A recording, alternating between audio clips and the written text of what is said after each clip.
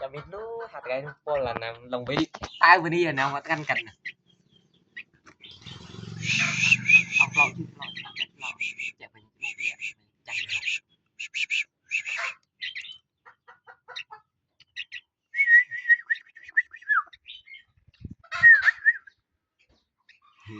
cái thon mình lúa đang nhìn nuôi khanh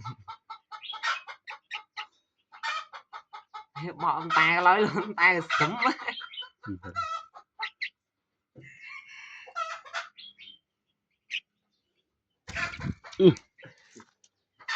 bạt